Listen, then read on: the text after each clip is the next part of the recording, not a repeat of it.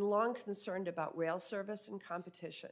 And these supply chain challenges underscore the need for structural changes for freight rail.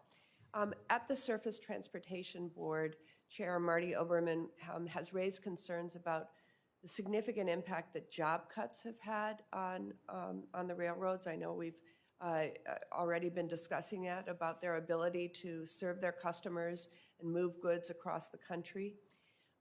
Since 2014, the industry has cut about 30% of its workforce. And I introduced an amendment, as you gave it a shout out, to the NDAA that would direct the STB to develop standards and guidance related to their common carrier obligations.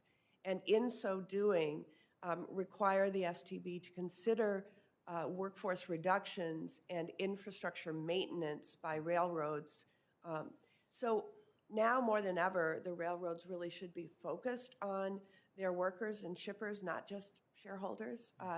What do you see as the impact of these job cuts specifically on the ability of railroads to be able to provide reasonable service and, again, meet their common carrier requirements?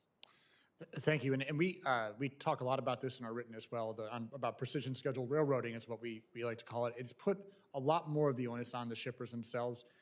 There's a lot reduced flexibility because of the sharp decrease in workforces and also in equipment. There's been a lot of mothballing of rail cars and closing of rail yards. So what shippers end up with is a take it or leave it approach. So it's essentially, can I reach this car and ship my goods, or am I going to have to try to, catch the next train or use another mode of transportation?